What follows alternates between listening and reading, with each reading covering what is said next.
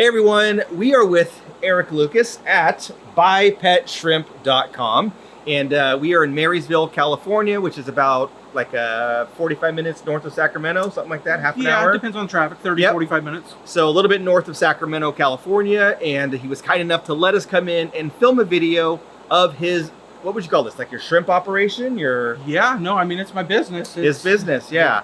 So I'm gonna go ahead and grab the camera, we'll follow him around, we'll look at some different shrimp tanks, we'll ask questions, and yeah, let's take a look and see what's going on. All right, so here we are, we're gonna look at some tanks. First off, how many tanks do we have in this area? Well, so this rack here was the first rack we built when we opened the shop. It is 18 tanks long and 3 tanks high, so 54 20 long tanks on this wall here. All right. So we'll start over here. Yeah. This is just like a pure red line tank. There's just a couple in here. These are Caridina. It's got some Hookeracea moss in here. This is one of our most popular mosses as well. Very cool looking moss. You won't find it in a lot of places. Down here we have some of our painted black / chocolate Neocaridina. And the chocolates and painted blacks are kind of unique. Sometimes you'll get some blues and some reds. This is like where Bloody Marys came from. Blue Diamonds came from this. And we'll go a little further down. We have another pure red line tank. So you'll notice we keep multiple tanks of every species, for the most part of every species. All the more common ones, like fire reds, we may have 15 tanks in the shop for them. You know, snowballs, 3 tanks. High grade yellows, 6 tanks. So we'll try not to double up too many tanks, but we have snowballs, 1 tank of snowballs down here. They're a Neocaridina as well. And then I know that you have both Neos and Caridina. Yes. What are like the major differences between the two if someone's new to shrimp? So basically, what I tell people a lot is Neocaridina tend to be your tap water shrimp. Now everybody's tap water is different, varies from city to city, state to state, neighborhood to neighborhood. But generally speaking, most people's tap water should work well for them. Similar like if you had a guppy tank or a live bear tank, if you've been successful with that, you should be successful with Neocaridina. Now Caridina are a little more involved. For Caridina, we use RO water. Caridina, like I explained to people, is more like a marine tank. You start with RO water. You know, for a marine tank, you'd add marine salt. For Caridina, you add shrimp salts. Helps bring your GH and TDS to the levels that these guys need to survive. And then we use a special substrate. There's many different brands out there. Most of my tanks have the old ADA Amazonia. When I heard like 6 years ago that they were going to be running out, I bought a few pallets of it. Actually from an aquarium co-op store, Aquarium Depot. All right, right down the street. Yep, not too far away. They're one of my favorite stores in the area. But they helped me out, got me a few pallets of it. So I'm still using that. So when people always ask, you know, what are you using? You know, what do you recommend? I can only go by what I've heard works well. This obviously isn't available anymore, and it's what I use, but I'm getting low on it, so I will have to find something new. But yeah, you're going to use a special substrate, RO water that you remineralize. You know, you're going to need a TDS pen to make sure your TDS is in the right range. And then from there, you're pretty much set to go. You know, let the tank cycle like you would any tank. And like I was telling you earlier, in my experience, I think if both tanks, you know, if a Caridina tank and a Neocaridina tank are set up to what the experts consider perfect and ideal, I think the Caridina do better than the Neocaridina. Interesting. So the majority of the internet thinks the opposite, and that's probably because of tap water versus RO water, I think it's just because they're more involved. Right. You know, it's a process. You know, I can do a water change on this tank in 2 minutes. Drain the water, add tap water, add some prime, we're good to go. This one, you know, you mix your RO water with the minerals. It takes a little bit longer, it's a little more involved, but I mean, the patterns and colors are so much more unique with the Caridina. I think it's worth giving it a shot. If you're into shrimp and you want to try something a little bit different, I think it's definitely worth it. So what do we have here? A golden snow? Yeah, so this is just kind of like I don't even have these on the website because the numbers are so low. And they need to be cooled a little bit. As you can see, we're getting like some pinto mix out of them. But yeah, just a few in here. So if like somebody messages me and goes, hey, I really need like 5 of these. If I got 5, I'll sell them to them, but it's not one that I put on the website. We have some fire reds here. Like I said, we keep like 12 tanks of fire reds, maybe 15 total tanks in the shop. So even though there's not tons in here, we have multiple tanks throughout the shop. This is one of our most popular Caridina down here. These are the Shadow Pandas. They are blue and black. They're a Taiwan bee. And And once again, a bunch of Wholesale moss in here. My two favorite colors are black and blue, and I think a lot of other people like black and blue too. These are definitely one of our best-selling Caridina. And we have a tank of just some Amanos here, nothing crazy, just Amanos. More fire reds. These are another kind of unique Caridina. We're the red Nanasi. Once again, I don't think these are available on the website. We're trying to rebuild the colony, so we'll give them some time to breed. We have a tank of some blue velvets here. Same thing, about 10 of these tanks across the shop. More fire reds. Another tank of Bloody Marys here. We're really low on these guys. These guys sell really well on the website too. Can you explain a little bit about your filtration? So I see that you've got like a mixture of sponge filters and these under gravel filters. Yeah, You've got the Aquarium filters up there. So yeah, I tend to over filter everything. I think it's better to have extra filtration than not enough. Like this tank down here, for example, has an Aquarium co-op sponge, a dual sponge.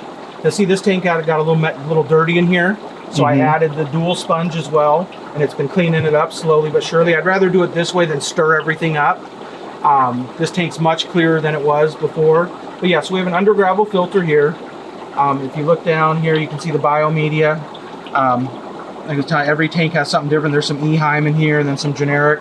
Just basically any biomedia at the bottom. We put some mesh over it, over the biomedia, and then we fill it with substrate. And yeah, it works great. We have 2 outlets for it. It's just an added filtration. Is it absolutely necessary? Probably not, but for me, I'd rather over filter and not have to worry about things. and then the substrate is for buffering. So this substrate, this is just a Neo tank. So this is just a mix of some, it may be like some basic fluval stratum or something that's not going to lower the pH too much for these guys. Yep. Where if we move up to like a Caridina tank, like right here, this would be like ADA Amazonia in here. So that's going to help keep your pH low for the Caridina, which is what you need. Even though it looks similar, they're different. Got it. Did we ask how many tanks are in here? Ooh, I don't know off the top of my head, but when we get to that last tank on that rack, it'll be numbered. All right. If I had to guess, I'm thinking like 129, but I could be off. Oh, that's right. So every tank is numbered. I did see these almost like address numbers. Yeah, so it makes it when we do get our shrimp in, it makes it easier. I have a key, what goes in what tanks. If something's going to sit for a week or two, then we know, like 56, don't pull yellows for 2 weeks, or stuff like that. And it just makes it easier for us, because our goal is to get them into the tanks as fast as possible. So we're not sitting here thinking after every bag, where's this one go, where's that one go. We have a key, and it's just real self-explanatory, and we're able to tear through them pretty quick and get them into their new tanks. Here we have some of so on the website you'll notice we have 2 grades of yellow. We have our 24K, or our golden back yellows, which are these guys here. And then underneath them, we have a tank of the common yellow. So, for me, I think it's a pretty big difference. Some people like the little lighter yellow, some people like the more bright yellow, but there is a difference there, as you can see.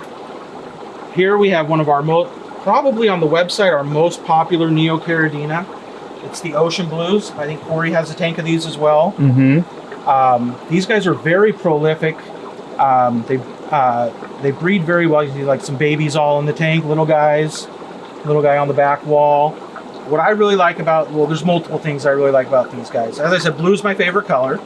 So their blue is far superior to the Blue Dreams, in my opinion. Their legs are blue, their rostrums are blue. For me, they reproduce very well, and the other thing I really like about them is there's not a very high cull rate. Everything that comes out of them seems to be that ocean blue color, where with Blue Dreams or Blue Velvets, you're maybe culling about 10% of the babies.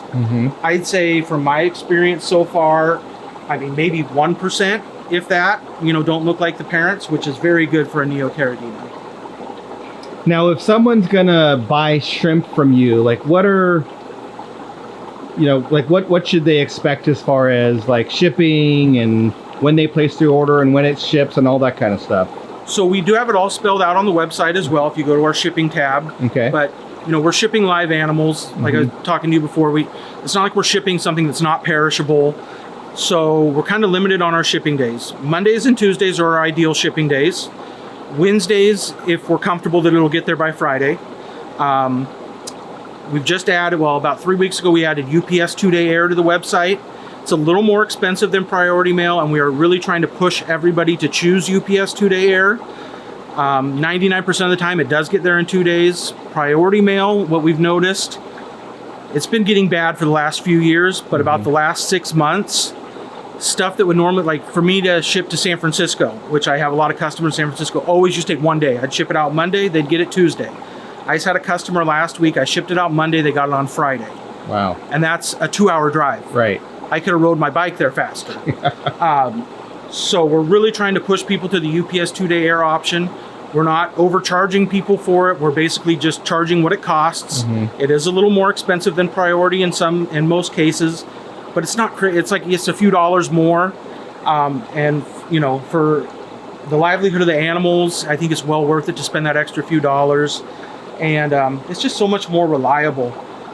Sometimes like we've had boxes take 12 days in the last couple months going priority, and even if the shrimp do arrive fine, after 12 days, once you get in the tank, you may have some issues, you may have some problems. So for us, and I think for most of our customers, it just makes sense to ship them as fast as we can, get them to you as fast as we can. We ship in insulated boxes. We use, so one theme around here is we recycle tons. Yep. So we recycle boxes. We use blown insulation, which is recycled paper products for when we ship. I know it's messy and some people don't like it, but every test that's ever been done on the different insulations shows it's the best. And like I said, it's recycled. And then as you can see all these shipping boxes over here, these are all recycled boxes as well. I go on Facebook actually in our local neighborhood groups, let people know if they have any boxes from home delivery. They're insulated. I'll come pick them up.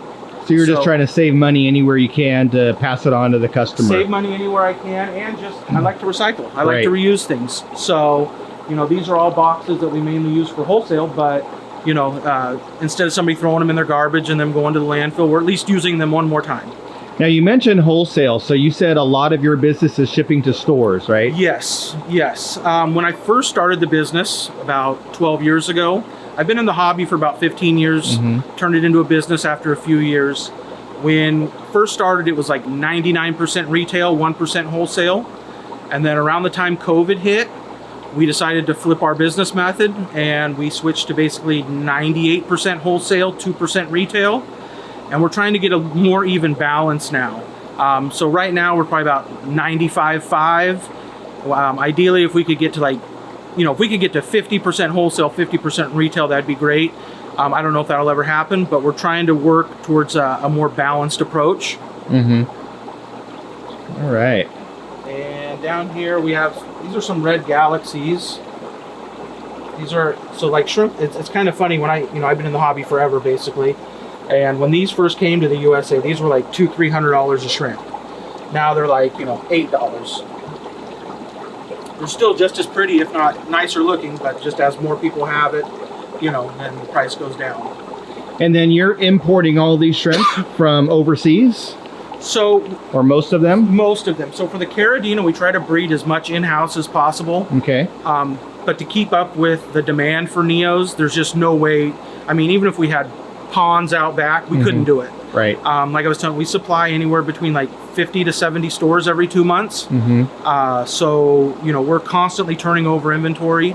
So the Neos, we're like, I'd say 95% of the Neos we sell are probably imported. We do inspect every shrimp before we ship them out. If we have time later, I can show you the process. Sure. It's pretty basic, but it works. And then are you going to the airport to pick up the big orders? San Francisco. Oh, you drive to San Francisco to pick up your shrimp orders? Go to San Francisco about every 3 weeks. Okay. Pick up our import, bring them back. That's like a 4 to 5 hour round trip? Yeah, do it late at night so there's not as much traffic. Yep. But yeah, it ends up being, depending 5 to 6 hours, depending on how long we have to wait to get the boxes. And then we rush them home. We get them out of the bags as quickly as possible and into their tanks. We do a real quick inspection upon arrival, but our main goal is to get them into fresh water and fresh tanks as quickly as possible. And then as we feed and monitor the tanks, if we notice something wrong with the shrimp, we pull it out. Like I said, I've been doing this for so long, I can generally tell if there's going to be a problem with a tank of shrimp or a type of shrimp just by looking at the bags when we get them in. Right. And if I can't tell from that, within 12 hours, I know for sure. Now, I know one of the things that we talked about earlier before we started filming is the quality of the shrimp and how you're really focused on higher quality shrimp to give the best shrimp to the customer.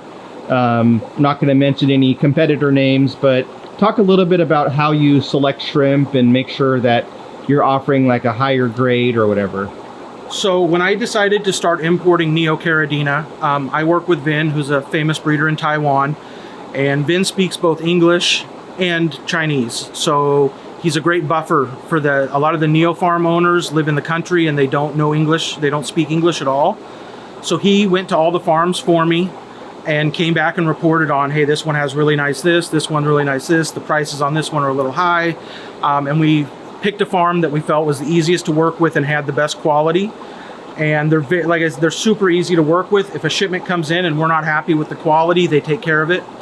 It's very rare. Mm-hmm. It's very rare, but it has happened before. One time we got our shipment of our 24K yellows, looked all like common yellows, and we reached out to the farm and they credited us for all of them.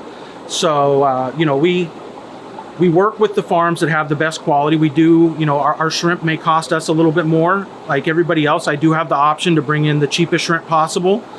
I don't want to be like everybody else. To me, it just makes sense to pay a little extra and get the nicer quality shrimp. I think our customers appreciate it. I know the stores appreciate it. Almost every store that we've ever supplied after their first shipment, they're like, oh my God, these are bigger than we get from our previous supplier. These are more colorful. They're more active.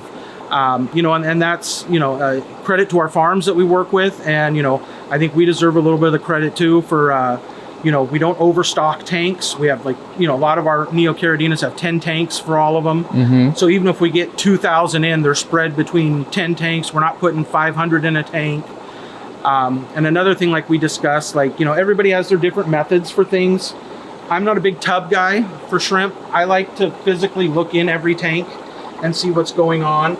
Now, I've never done the big tub, so I could be completely wrong.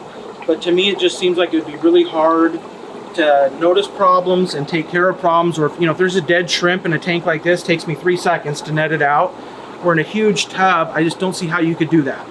Right. And I could be wrong. Maybe they have special methods that they use, but to me, it just makes more sense to be able to physically look in every tank every day, mm-hmm. see what's going on. If there is a problem, try to correct it. Like I said, thankfully, we don't come across many problems. But that's also, come with years and years of doing this and, working with our suppliers and making sure that there are no problems to start with. Right. So I don't know if we looked at this tank. This is our higher grade oranges, our SS grade Sunkissed. They're a popular one as well. And that's a Caridina? These are Neos. Those are Neos, okay. Over here we have some of our common orange tanks, so we can maybe we can show the difference, of how these guys look versus them. I think there's a pretty big difference in these guys compared to the commons. But like some of the commons look just as nice as these guys. So another tank of ocean blues. We have some advanced black Nanasi. These are a Caridina. These are one of the more expensive ones. It's not one that we import. It's just a tank that we have. Once again, my favorite colors, black and blue. There's a little bit of white on them. So is that the reason why your logo is black and blue? Yes. Yeah. Well, so reason even your the shrimp is blue. So when I first started in this hobby, I had a 55-gallon live bearer tank at my house. I grew up in a house. My mom always had an aquarium or two. And so I was always around aquariums. When I got my own place, whenever I had my own aquarium, I was getting kind of tired of it. And I was like, I'm going to tear down this 55-gallon. I'm going to go without an aquarium for a while. And I went on eBay and I saw cherry shrimp. This was 15, 16 years ago. And I was like, oh, those guys look pretty cool. I'll throw them in there and see how it goes. And I threw them in there and I fell in love right away. I put an ad on Craigslist later that day and gave away all my live bearers because I didn't want them eating the shrimp. Mm-hmm. And from there, once I become involved in something, I really become involved in it. I try to immerse myself and learn everything I can. And I saw these orange-eyed blue tiger shrimp. At the time, I believe the website was Alpha Pro Breeders. I don't know if any of the old school people on here will remember them. But if I remember correctly, for one orange-eyed blue tiger, they were $80 for one shrimp. Wow. And I went on Craigslist, and at the time my brother was living in San Jose, and I searched San Jose Craigslist, and there was a guy that was selling them homebred out of his tanks for like $13 a piece. So I got a hold of my brother, asked him if he'd go get them for me, meet me in the middle, and he was willing to do all that. I came home, put the blue tigers in the tank, and it was like, I don't think I've ever had a tank reproduce like that one did. It was exponential. I went from 13 shrimp to probably 1,000 in about 3 months. Wow. I was selling them all over Planet Tank Forum. Back then you could sell them on Facebook. I always tell people that 155-gallon aquarium built my whole business. I sold about, I don't have the exact numbers for it because it was a hobby at the time. I wasn't like keeping track. I never thought it would get to where it did. No QuickBooks back then? No. So, but if I had to guess, I'd say over 1 year that tank, between trading them for shrimp from other people, selling them directly to people, probably $40,000. Wow. 155 gallon aquarium. Wow. And like I said, the great thing, I could trade. Everybody wanted them. They were super expensive everywhere else. Right. So I could trade, 5 of them for 30 of this one I didn't have, and trade 10 for 40 of this one I don't have. And I just went from 1 tank to 3 tanks to 5 to 11 to 20 something. At one point I had a room in my sister's old house that was a shrimp room. Then when I bought my house, about 30, 40 aquariums. And then we did the shop here. And like I said, I think it's about 130 total aquariums now. But we'll find out when we get to that last tank over there. Now, I know that this is like, basically this is a behind the scenes operation. You don't even have a sign outside. So everything's like super incognito. The windows are boarded up with insulation. You had talked about at some point down the road having a different building. Will you ever have like a retail operation, or always do online and wholesale? I think just online. Marysville and Yuba City, the sister city that's right across the bridge, it's like 60, 70,000 people between the two. I just don't think it would support a shrimp only store. Right. I think I'd have to be in a big city. Yep. And I think like even Sacramento would be tough. I know there is a couple that are mainly shrimp stores across the USA. They're obviously in huge bigger population centers, and they tend to do all right. The thing I really like about this though, and not being like open to the public, is I can come and go as I please. Right. I'm not tied into certain hours of having to be here. We can be here Monday and Tuesday at 6 in the morning until 3 in the afternoon, get all of our orders done, and then kind of coast Wednesday, Thursday, Friday, Saturday, Sunday.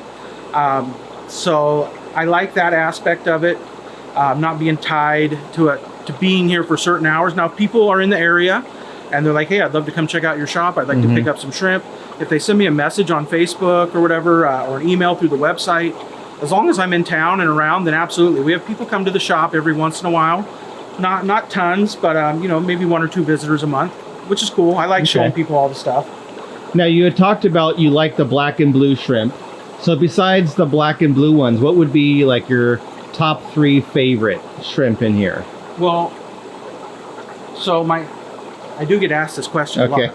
So my favorite shrimp is the orange-eyed blue tiger. Okay, because that's what made my business. We don't have those here. I do. They're up top over here. Okay. I'll get some B-roll later. Yeah, they're up top over here. For what I have in the shop, I'm going to disappoint you, but you said not blue? Yeah. Okay, so I got to do something that's not blue. Not blue, yep.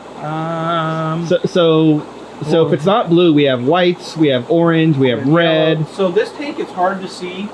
So the lighting on our tanks is not that great. Yeah. When I built the shop, I didn't have the money to spend $20,000 on really nice lights for every tank. Sure. So this tank actually has some purples, some metallic purples in it. Okay. But with the lighting, it's impossible to see really. But they have like a metallic purple sheen in there. I like those, but they also have blue on them. Yeah. Most of them. So you like your blue. Dragon Bloods are blue. I do like the Super Crystal Reds, this tank here. Yep. They're a variation of a Crystal Red shrimp, which would normally be white and red bands. These are bred to be more full red. Some have like a little line on the back. Some people, another trade name for them is like the Santa Claus shrimp. Okay. They're all red with a little white brow. Another one I really like is down here. I mean, we do have some boas here, not too many of them. This is a more expensive shrimp. Same thing, not one we bring in, it's just a tank that I've had of them, and you know, as they breed here and there, we get a little bit more. But the extreme black King Kongs and red King Kongs are one of my favorites. Now, earlier we were talking about, and we'll just kind of keep going, we talked about how everything you do is manual. So we have this entire row of tanks here. You have that back wall, that center thing, and you're doing all manual water changes. Yes, yeah, no, it's, you know, I was torn when I built it, because obviously, you know, auto water change would save tons of time, and we'd honestly probably change the water more often if we had an auto setup, because it is a lot of work to do water changes for the whole shot. But once again, in doing the water changes and draining the water and adding the water, that's me giving 5-10 minutes in front of every tank every 2 weeks, let's say. So if there is a problem, I can quickly address it. I notice it. Or if I just, you know, had a switch over here that I did, I probably wouldn't pay. I mean, there's certain tanks that we get in almost every day, but there's some tanks that we may not get in, you know, maybe once a month. And if there was a problem going on in that tank, I don't know if we'd notice it necessarily without doing the water change on it and being right up close and, you know, right in front of the tank. Right. And then back here you have all your RO water. Yeah, so we have 365 gallon totes. And then we have two 150 gallon per day RO units with booster pumps.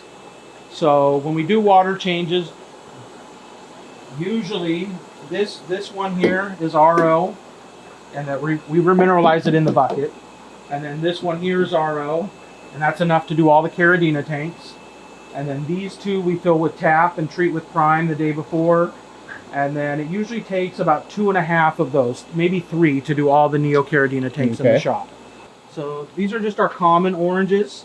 As you can see, some of them are really nice, but there are some that are a little bit lighter. So on the website there is common orange, and then our SS Sunkissed, which there's SS Sunkissed here again. As you can see, a little bit nicer. I think it ends up being like maybe $1 more a shrimp. You know, if it's me, you know, I'm going to start with the ones that are a little bit nicer. Here we have red Taiwan bees. These are a real popular one. These are a Caridina shrimp. We sell quite a bit of these. Very similar to crystal reds. A lot of times people say, well, what's the difference? Well, crystal reds tend to be a brighter red, or like a pure red line, brighter red and white. Where these are more of like a maroon and white, and the white tends to be a lot more filled in, and the red's a lot thicker as well on them. And we have some blue bolts here. It's our tank of blue bolts. We also sell Bucephalandra on the website too. This one's dark emerald, real pretty one. We sell it by the rhizome, a 2x2 clump, which is pretty small, and then a 3x3 clump. So dark emerald's a real nice one here. Here we have some Venus up in here. And then we don't have as many crypts available on the website because they basically all sold out, but this used to all be like Nurii Rosen Maidens all would fill this whole area here. And then we're down to that, so I took them off the website hoping that they send some runners and we get some more. And then we have blue velvets down here. Our blue velvets and our blue dreams are very similar. At this point, I think they're both basically about the same quality. One thing with blue velvets is every once in a while you may get like a more clear blue in them. They're a little bit cheaper than the blue dreams, where the blue dreams should all be dark blues. And the blue velvets you may get 1 or 2 that's a little more clear, but generally speaking, I think their quality is about the same at this point. And then some black Taiwan bees here. We saw the red earlier. This is the black version. It's just a mixed tank. It has some of the pandas, the King Kongs. We just keep them all together there. And another Amano tank. These are carbon really here. Once again, another fire red. That's a fire red tank. Another yellow tank. Here's some orange really. These are pretty popular Neo Caridina. So the really pattern is it's color, clear, color. So a red really has a red head, clear body, red tail. Orange really, orange head, clear body, orange tail. They're fairly popular Neo as well. So that's the orange really. More fire reds, green jade up top, another fire red, more yellows, another Amano tank. Over here, once again, we have blue velvets and blue dreams. Basically look exactly the same. Another orange tank. Another Bloody Mary tank. So that's this wall here. And then, so these are 40s. Yes. And then on the wall over here, you have 20 longs. 20 longs. And then what do we have in the middle? 20 talls. 20 talls. And what's the reasoning between the different tank sizes? Well, so in my opinion, the ideal tank size would be the 20 long. Okay. When we built this rack in the middle here, the guy that helps me out at the shop was doing guppies at the time. Mm-hmm. And 20 talls we figured would work better for guppies than 20 longs. So for the ease of building the rack, instead of having one half of the rack be 20 longs and one 20 talls, we just built it all for 20 talls. Now they've all become shrimp tanks because he's kind of moved on from his guppies a little bit. But if somebody were to ask me what I think the ideal, tank size is for an easy to acquire tank that's fairly cheap, 20-gallon long for sure. But you don't have to have that big of a shrimp tank. I've had a 1.5-gallon tank that had 300 shrimp in it before. It's not ideal, but if you just have a small little area on like your kitchen counter or bathroom counter and you just only have room for a 2-gallon tank, that is plenty big for 10 shrimp. Okay. And then 20 longs are better because there's more footprint. More footprint, so right. So shrimp, as you probably noticed on the videos, not too many shrimp are up more than 2-3 inches off the bottom of the tank. Mm-hmm. They're going to spend 99% of their day scavenging. So they may pick at the glass a little bit if there's algae on it, but for the most part they're going to be on the substrate. So it gives them a bigger footprint, where a 20 tall, smaller footprint, but higher. And also harder for you to catch. Harder to catch and harder to clean. Yes. Reach in Okay. and clean. Good point. But honestly, the 20 talls, the tanks have done great though too. Mm-hmm. So, but generally for shrimp keepers, 20 longs is like the ideal tank, I think. And these are just 40 breeders because they fit better, and I needed some tanks that would hold more shrimp. Yeah. So the 40 breeder was perfect. After I bought all these, I noticed a 60 breeder, and I was like, oh my God, that's such a nice looking tank. But I'd already bought all these. So right. I had never seen a 60 breeder before, and then literally like 2 weeks after I bought these, I started seeing them everywhere. So these are the red really. Once again, really pattern is color on the head, clear in the middle, color on the tail section. These are some tanks of our common yellows. Once again, you can kind of see the difference, common yellow versus 24 karat. 24, right? Kind of a big difference. And common oranges, more orange really, more red really. Blue jellies, I don't know if we've shown too much on the blue jellies. These are lighter blue. We call them like an icy blue. Okay. Some people like them compared to the darker blue. It's just kind of, what your preference is. And then we have some Pinocchios down here. I know Corey has some tanks with the Pinocchios, yeah. They're back here eating. There's one on the back side that for whatever reason their noses are much redder on the back side tank. I'm not sure what it is. Maybe it's the substrate being darker colored, but their noses are much more noticeably red on this back side. And then what are all these barrels on the end here? What are you using these for? So this is a fire red and this is a blue velvet. Oh, these are actually holding tanks. It's just if we get overstock on a shipment. Okay. Like right now there's probably next to nothing in this fire red. And blue velvets, there's maybe 100 or 2 in here. We barely ever touch them. Mm-hmm. So we just kind of hope they breed and do their thing in there. And if we're in a pinch and we're out of blue velvets, then we can take a scoop out. But it doesn't happen too often. And then this is the back side of the rack. So this whole rack is all Caridina. So multiple tanks for everything. We got more blue dreams, more yellows, more orange reallys, more ocean blues. And now we're seeing the tank numbers. I see 129. Yeah, well, I think I was right. I think I said 129. So 129, and this is a Pinocchio tank. If you get in there, you can see the red noses on them. And these guys are very good algae eaters, especially hair algae. So when my helper was doing his guppy tanks back here, a lot of them had hair algae. And we'd pull out a ball, no joke, the size of a softball. Mm-hmm. And we would drop it in one of our Pinocchio tanks that had like maybe 150, 200 Pinocchios. 48 hours later, that whole ball was gone. Wow. I mean, I was even amazed. So they're way better than a mono shrimp. Oh, it's not even close. Okay. Not even close. Especially for hair algae. Now, I don't know about all the other algae. Sure. But if you are having issues with hair algae in your tank, these are a must-have. Okay. And the good thing about them as well is they're not going to interbreed with any of your Caridina or Caridina. They'll kind of just do their own thing. They kind of float through the water. They're a little bit different than the other shrimp. And then what about care for the Pinocchios versus like a Neo? Like a lot of people keep Neos because they're common, like cherry shrimp, or monos because they're common. So from our experience, we keep these in the same water we keep all of our Neos. Okay, so they're no difference. Now there is some stuff online that says they only live in brackish, they only do. Right. But we've had these guys anywhere from 3 months. You know, this tank, I think we started this tank 3 months ago. So I mean, they're still living, they're still doing fine. And they're breeding in the tanks? No, so they're like a monos. They are, okay. They do not, well, they'll breed, but the babies won't survive. Won't survive. So they need the brackish / salt water for the larva development. Exactly. Okay. But for the adults, we have not noticed any issue with die-offs being in Caridina water.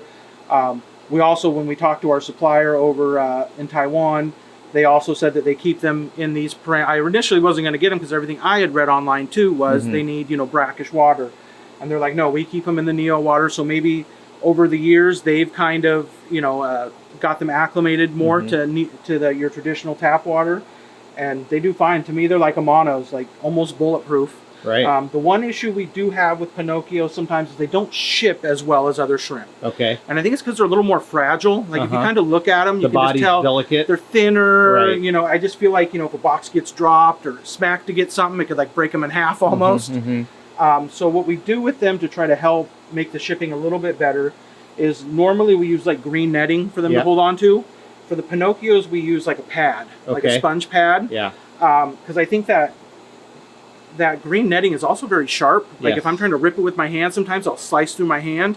Like dental floss. Yeah. So same thing. I think if they're in a box and they're holding on to that, maybe and it gets jostled and their body hits it, it could cause problems where the sponge they're just holding on to. Right. We seem to be doing, we never had a huge problem with it, but anytime one shrimp or two shrimp shows up dead, we try to correct the problem and figure out what's going on. So we switched to that method and it seems to be working a lot better. Cool.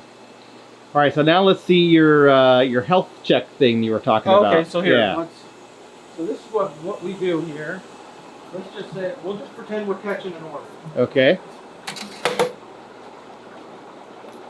So we grab a cup, scoop some water out of the tank.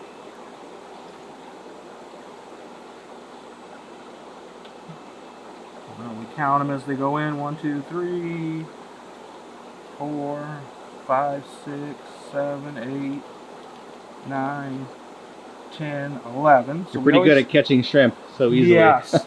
Yeah, and so what we try to do too, this tank may not be the best for because there's not a lot of babies in here. But like if you order 10, we try to do 10 plus 1, and then we try to catch like 2 babies at least off the wall. Like see, this tank has a lot more babies in it. Right. So, as long as they're available and in the tank, we always try to add them. And those are not included in the 10? No, that's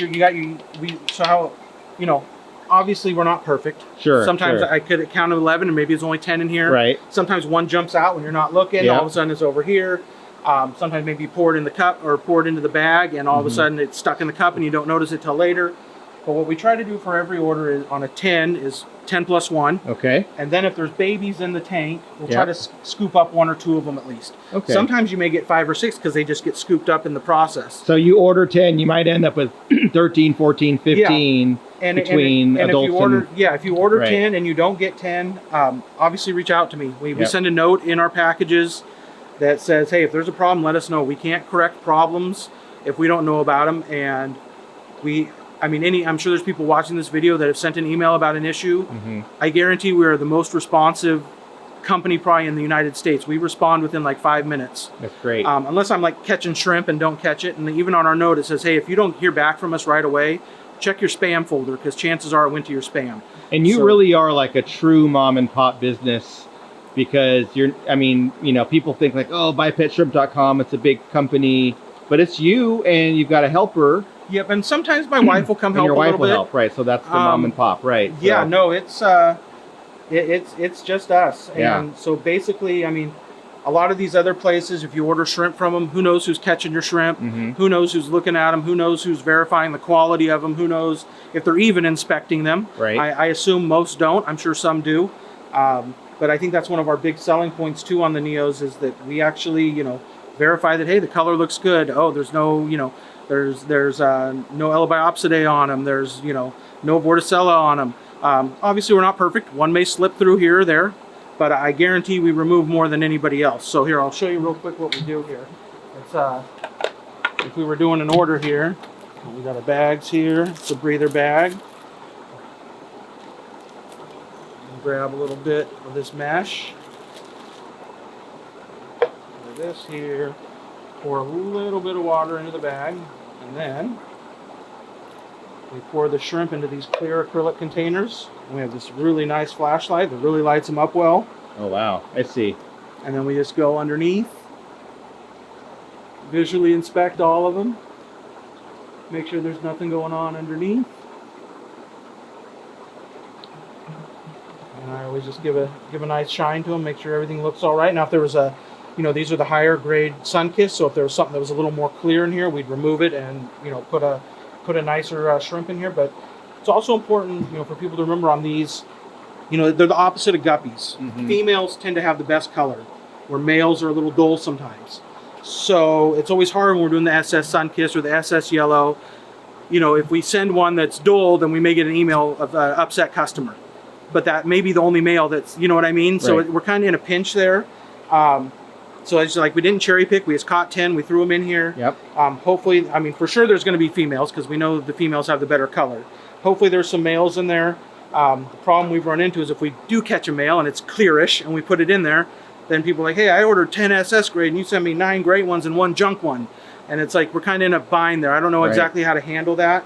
Yeah, so I guess to educate people, if you get one that's not as colored up, that might be good, right? Yes. Yeah. And you probably want males and females. Yeah, so you can have more shrimp. But like I said, it's the opposite of guppies. Guppies, the males are very beautiful, the females are kind of dull. Right. This is the opposite. So yeah, then we just bag them up.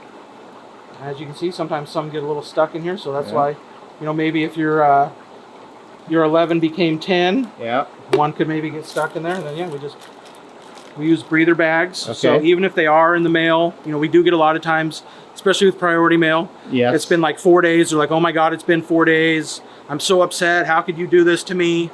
They're all going to be dead when they get here. And I have to tell them, like, anything's possible. Sure. But more than likely, they're going to be perfectly fine.